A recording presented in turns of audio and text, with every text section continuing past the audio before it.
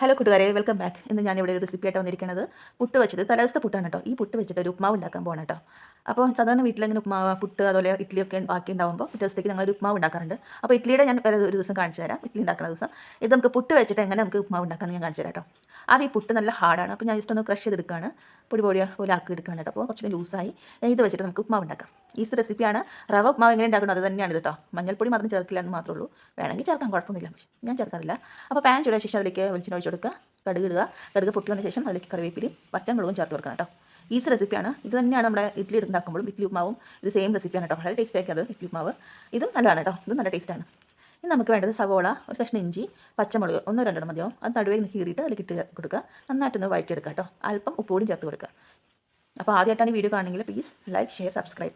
Okay, ഇനി നമുക്ക് വേണ്ടത് നമുക്ക് ഇതിനകത്ത് വെള്ളം ഒഴിച്ച് കൊടുക്കേണ്ട ആവശ്യമില്ല. അപ്പോൾ നമ്മൾ റവ ഉപ്മാവ് ഉണ്ടാക്കുമ്പോൾ വെള്ളം ഒഴിക്കുക. അത് കഴിഞ്ഞിട്ട് വെള്ളം ഒഴിച്ചിട്ട് നമ്മൾ റവ ഇടുന്നത്. പക്ഷേ ഇതിന് അതിൻ്റെ ആവശ്യം വരില്ല.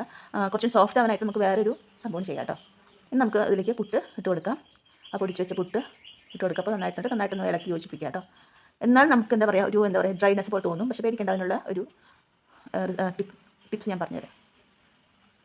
നന്നായിട്ട് ഇളക്കി യോജിപ്പിക്കുക. അപ്പോൾ നമുക്കിതിൽ പപ്പടം കൂട്ടി കഴിച്ചാലും മതിയാവും. സാധാരണ പുട്ടുണ്ടാക്കുമ്പോൾ പുട്ടും കടലയും പുട്ടും പയറും പുട്ടും പപ്പടം പുട്ടും പഴമൊക്കെയാണല്ലോ. പക്ഷേ അതിൻ്റെ ഒന്നും ആവശ്യം വരില്ല. ഒറ്റൊരു പപ്പടം മതിയാവും.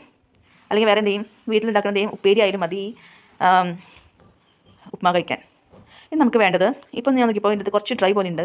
അപ്പോൾ നമ്മൾ വെള്ളം കോരി ഒഴിക്കേണ്ട ആവശ്യമില്ല. വെള്ളം ഒന്ന് ജസ്റ്റ് തളിച്ച് കൊടുത്താൽ മതി. ഇപ്പോൾ ഒരു ടീസ്പൂൺ വെള്ളം ഞാൻ ജസ്റ്റ് അതിൻ്റെ മേലെ ഈ പുട്ടിൻ്റെ മേലെ ഒന്ന് തളിച്ച് കൊടുത്തിട്ടുണ്ട്. അത്ര മതി ഇതൊന്ന് കുറച്ചുകൂടി സോഫ്റ്റ് ആവാനായിട്ട്. എന്നിട്ട് നന്നായിട്ട് ഒന്നുകൂടി ഒന്ന് ഇളക്കി യോജിപ്പിക്കുക കേട്ടോ. അപ്പോൾ കുറച്ചുകൂടി സോഫ്റ്റ് ആവും. അപ്പോൾ വെള്ളം ഒഴിക്കുമ്പോൾ ശ്രദ്ധിക്കുക, വാരിപ്പൊരി വെള്ളം ഒഴിച്ച് കഴിഞ്ഞാൽ സുഖം ഉണ്ടാവില്ല. അപ്പോൾ കുറച്ചൊരു ടീസ്പൂൺ വെള്ളം മതി, ഒരു ടേബിൾ സ്പൂൺ വെള്ളം മതി. നമുക്കിതൊന്ന് കുറച്ചുകൂടി ഒന്ന് സോഫ്റ്റ് ആക്കാനായിട്ട്. സോഫ്റ്റാണ്, പക്ഷേ കുറച്ചുകൂടി ഒന്ന് മയം വരത്താൻ വേണ്ടിയിട്ട് കുറച്ച് വെള്ളം മതി കേട്ടോ. അപ്പോൾ ഇത്രയേ ഉള്ളൂ നമ്മുടെ ഇന്നത്തെ ഉപ്മാവ് റെസിപ്പി. അപ്പോൾ എല്ലാവരും ഒന്ന് ട്രൈ ചെയ്ത് നോക്കാം കേട്ടോ. വേറൊരു വീഡിയോ ആയിട്ട് വീണ്ടും വരുന്നതായിരിക്കും.